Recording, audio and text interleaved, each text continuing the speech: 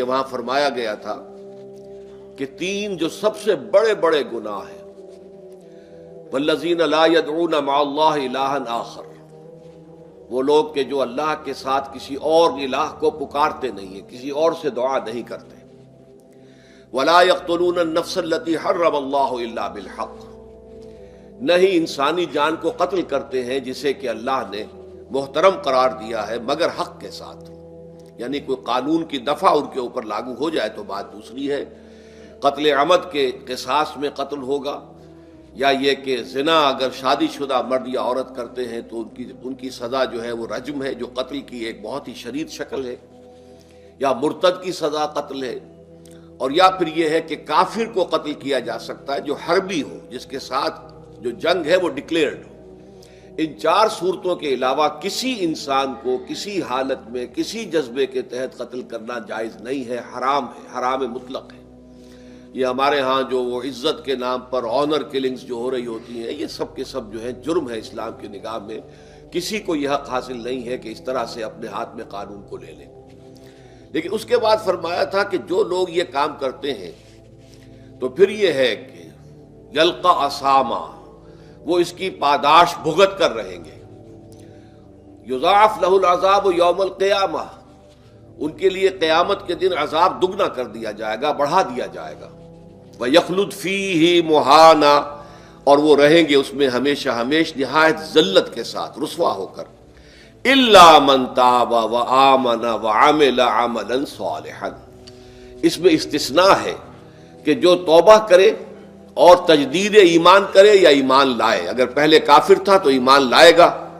اور اگر پہلے مسلمان تھا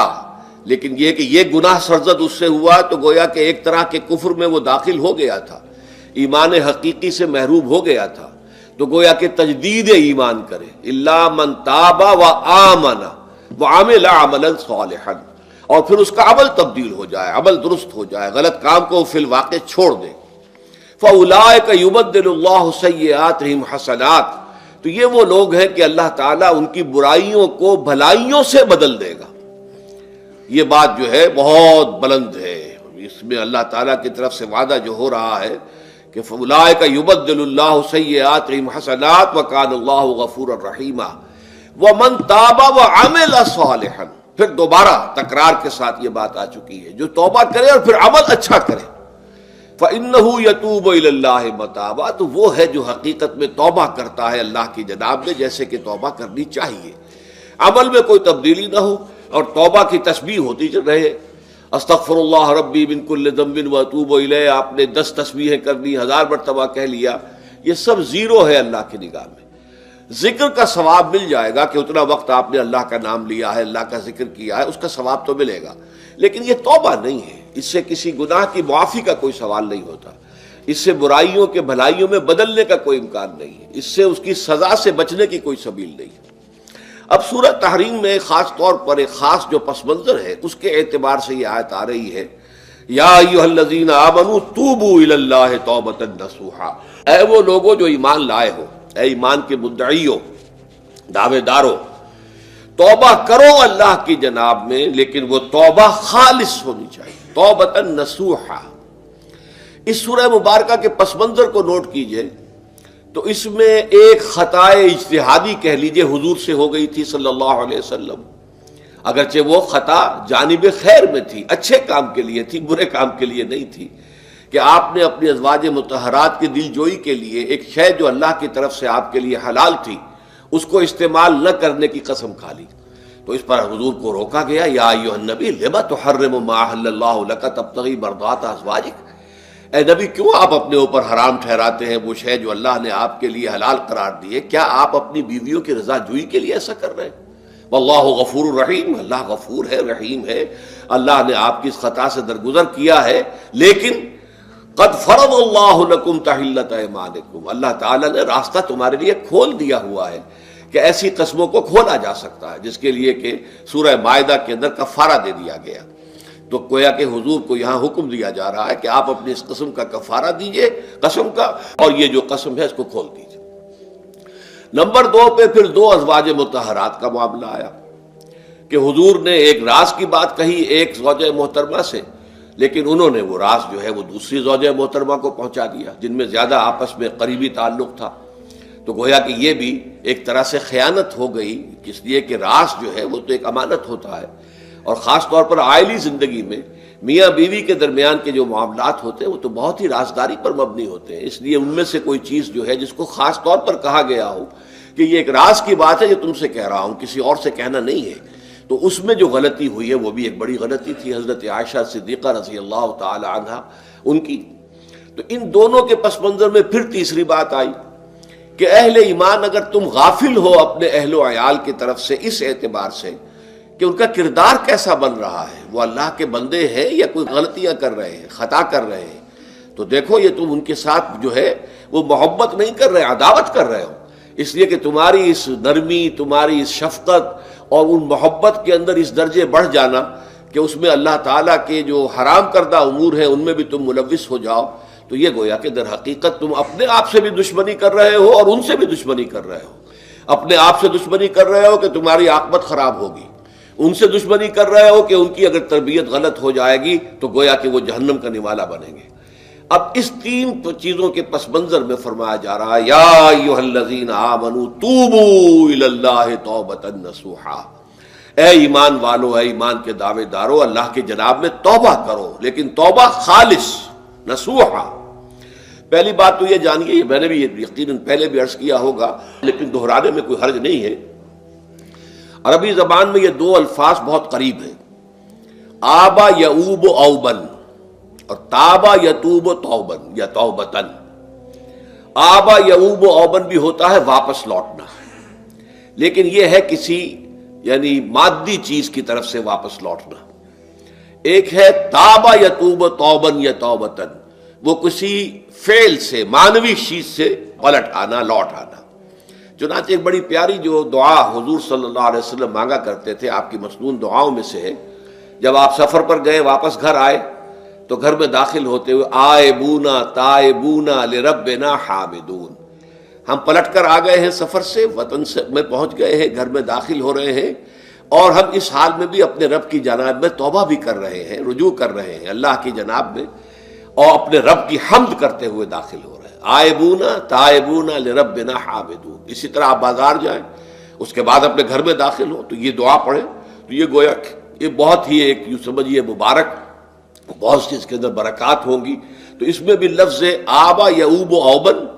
تابا یتوب توبن، یہ دونوں کے بہت قریب آ گئے، آئبونا تائبونا لربنا حامدون. توبو الی اللہ، اب الہ کو نوٹ کیجئے، یہ توبہ کا لفظ بھی بہت سے ایسے الفاظ میں سے عربی زبان کے، جیسا کہ اس سے پہلے ہم دیکھ چکے ہیں کہ ایک لفظ ہے رغبہ، رغبہ رغبت جسے اردو میں ہم بولتے ہیں.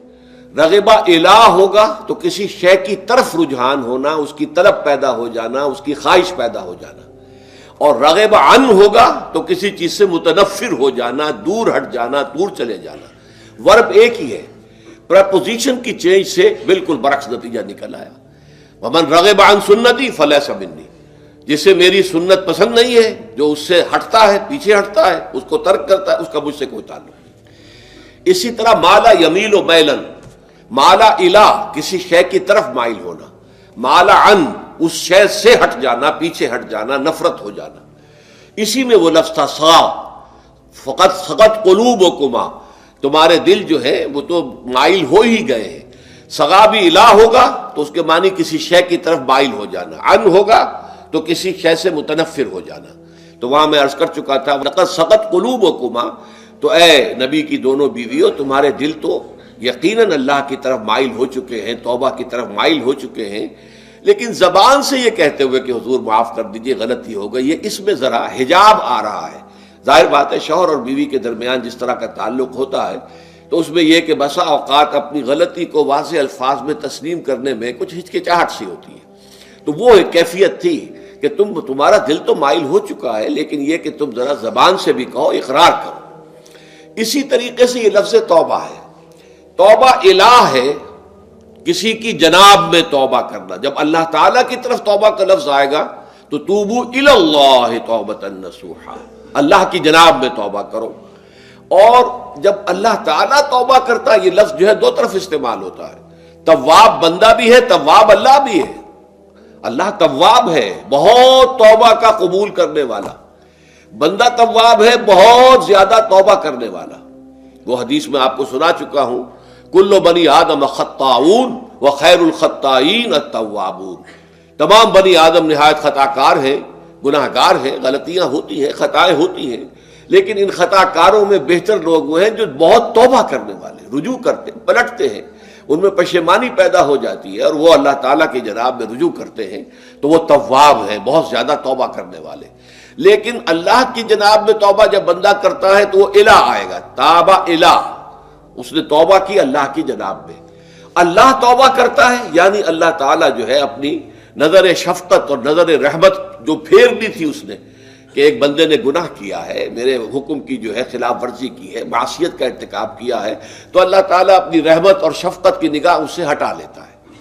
لیکن جب بندہ توبہ کرتا ہے تو پھر اللہ تعالیٰ بھی رجوع فرماتا ہے اور اپنی شفقت اور رحمت اور مغفرت کے ساتھ بندے کی جانب متوجہ ہو جاتا ہے۔ لیکن وہاں تابہ اعلیٰ آئے گا، تم علینا، اے پروردگار ہماری توبہ کو قبول فرما، وہ الہ کے ساتھ آئے گا۔ ہم جب توبہ کریں گے تو وہ الہ کے ساتھ آئے گا۔ تو یہاں فرمایا توبو الی اللہ، اللہ کی جناب میں توبہ کرو، پلٹو، رجوع کرو،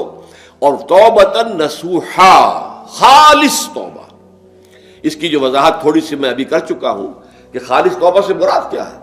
یہ نہیں کہ بس توبہ کی ورد ہو رہا ہے اور توبہ جو ہے وہ اس کے کلمات زبان سے ادا کیے جا رہے ہیں۔ بعض لوگ ہیں وہ جو آیت کریمہ ہے اس کا 1.25 لاکھ کا ہو رہا ہے، ورد ہو رہا ہے، کتنا ہو رہا ہے، اس کی تسبیح پڑھ رہے، اس سے کچھ نہیں ہوتا جب تک کہ دل کے اندر گناہ سے نفرت پیدا نہ ہو جائے، حقیقی پشیمانی نہ ہو کہ یہ مجھ سے بہت غلط حرکت سرزد ہوتی رہی ہے، پختہ ارادہ نہ ہو کہ آئندہ یہ کام نہیں کروں گا یا کروں گی، اور یہ کہ بالفعل بھی اس کام کو چھوڑ دے۔ یہ 3 شرطیں کم سے کم ہیں ان چیزوں میں کہ جو حقوق اللہ میں سے اللہ تعالیٰ کے حقوق، ان میں کوتاہی ہوئی ہے، ان میں غلطی ہوئی ہے، اس میں انسان نے کسی معصیت کا ارتکاب کیا ہے، تو 3 شرطیں۔ حقیقی پشیمانی نمبر 1، جس کے لیے میں نے اقبال کا شعر آپ کو سنایا تھا جو بالکل نوجوانی کے دور میں انہوں نے کہا تھا، اور کسی، اب میں نام بھول رہا ہوں، کوئی بہت بڑے شاعر تھے، استاذ تھے، اساتذہ، استاذ الشعراء، انہوں نے کہا تھا کہ میاں صاحبزادے اس عمر میں اور یہ شعر، اس قدر اونچا شعر ہے کہ موتی سمجھ کے شان کریمی نے چن لیے قطرے جو تھے میرے عرق انفعال کے۔ انفعال کہتے ہیں شرمندگی کو، کہ میں جب شرمندہ ہوا کہ میں اللہ کی جناب میں یہ کیا حرکت کر بیٹھا، تو اس سے میری پیشانی پر جو پسینے کے قطرے رونما ہوئے، اللہ تعالیٰ نے ان کو موتی سمجھ کے چن لیا۔ اللہ تعالیٰ کو بندے کی توبہ سے اتنی خوشی ہوتی ہے۔ وہ حدیث بھی میں آپ کو سنا چکا ہوں کہ تم اندازہ کرو، ایک شخص ہے کہ جو ایک ریگستان میں لقودق صحرا میں سفر کر رہا تھا،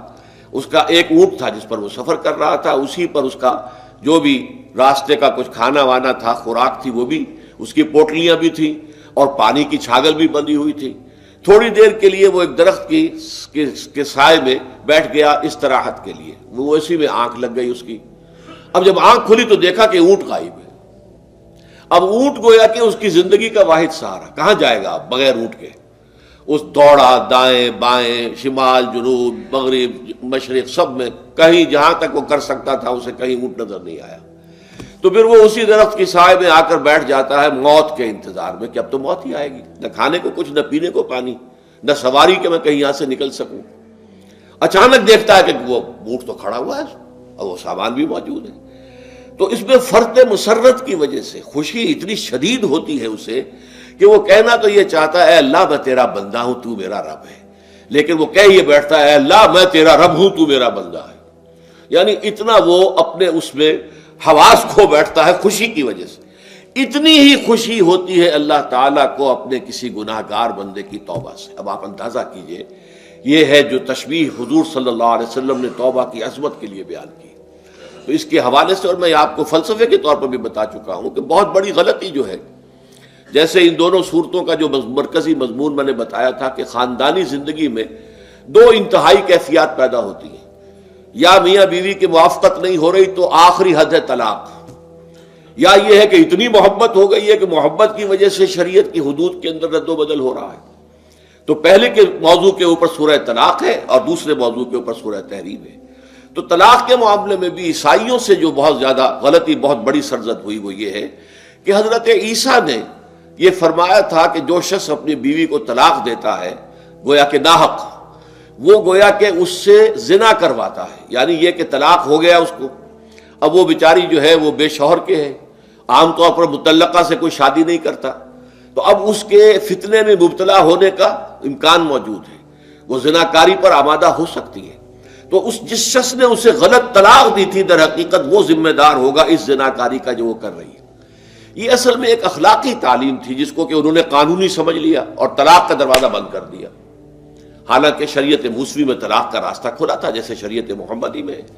کہ اگر کوئی صورت ایسی ہے کہ مزاج نہیں مل رہا ہے تو ٹھیک ہے، علیحدہ ہو جاؤ، سیپریشن کا راستہ کھلا ہوا ہے۔ اگرچہ اللہ کو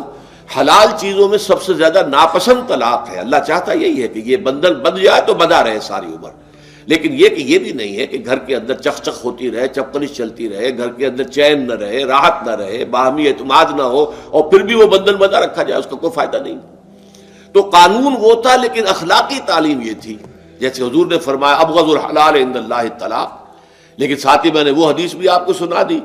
کہ جو شخص اپنی بیوی کی جو بھی اس کی روش ہے اس سے سخت نالاں ہے، شکایتیں کرتا پھرتا ہے دوسروں سے، طلاق نہیں دیتا، تو اللہ تعالیٰ اس کی دعا سنتا ہی نہیں کہ جب میں نے تمہارے لیے راستہ کھلا ہوا تھا وہ تم اختیار نہیں کر رہے۔ تو یہی معاملہ در حقیقت عیسائیوں نے اس حد تک بڑھایا کہ حضرت آدم اور حوا سے جو خطا ہو گئی تھی وہ خطا جو ہے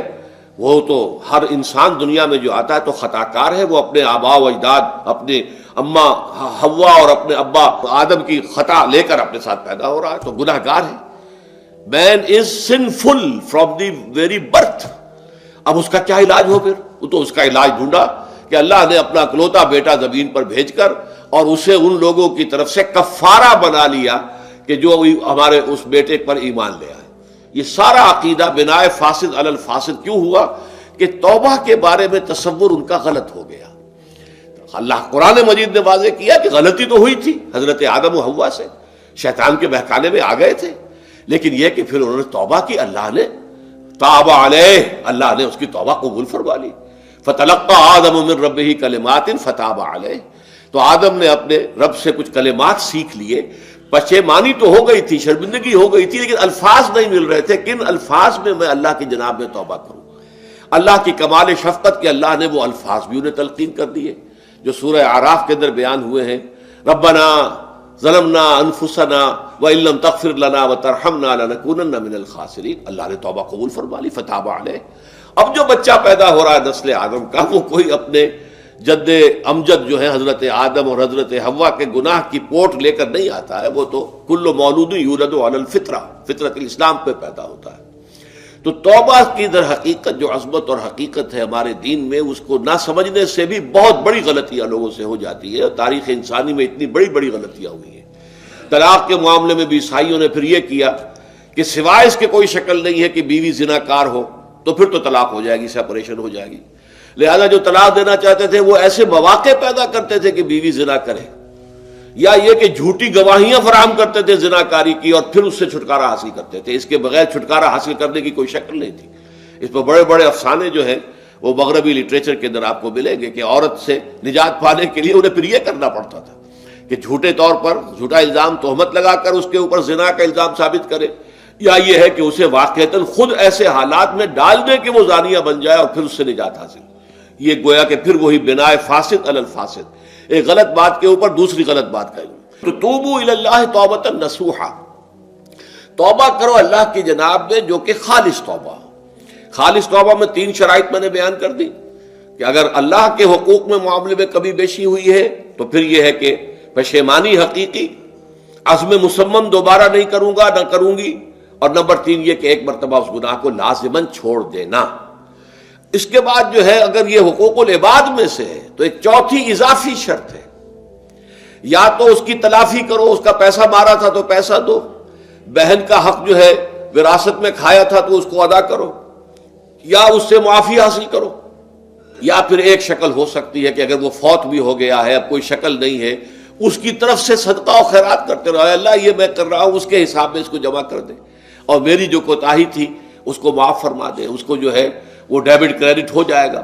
ورنہ پھر آخرت میں یہ ہوگا کہ آپ کی نیکیاں اس کے حوالے کی جائیں گی۔ یا آپ کے پاس نیکیوں کا ذخیرہ بھی کافی نہ ہوا تو اس کے گناہ آپ کے پلڑے میں ڈال دیے جائیں گے. اور اسی کو حضور نے فرمایا کہ میری امت کا اصل مفلس وہ ہے. آپ نے پوچھا اتدرون من المفلس، آپ لوگ جانتے ہیں کہ مفلس کون ہوتا ہے؟ تو صحابہ نے وہی جواب دیا جو ہم میں سے ہر شخص جواب دے گا، المفلس عندنا من لا درہم لہ ولا دینار. ہمارے نزدیک ہم مفلس اس کو کہتے ہیں جس کے پاس درہم و دینار نہیں ہے، روپیہ پیسہ نہیں ہے. حضور نے فرمایا نہیں، میری امت کا مفلس وہ ہوگا جو قیامت کے دن حاضر ہوگا، بہت سی نمازوں کی وہ پنڈ لے کر آئے گا، وہ گٹھڑی لے کر آئے گا، گٹھڑا لے کر آئے گا، اور روزوں کا اور اس کا اور حجوں کا اور عمروں کا، لیکن وقد شتم ھذا واکل مال ھذا، اس نے مال کھایا تھا فلاں کا حرام طریقے سے، فلاں کو گالی دیتی تھی، فلاں پر تہمت لگائی تھی، حقوق العباد کے اندر جو ہے اس کی عزت پر حملہ کیا تھا. وہ سارے مدعی جمع ہو جائیں گے. اللہ تعالیٰ کسی سے کہے گا بھائی تم اس کی نمازیں لے جاؤ، کسی سے کہے گا اس کے روزے لے جاؤ، اچھا تم لو حج لے جاؤ، اس کے عمرے لے جاؤ، اور اس کے بعد بھی مدعی باقی ہوں گے.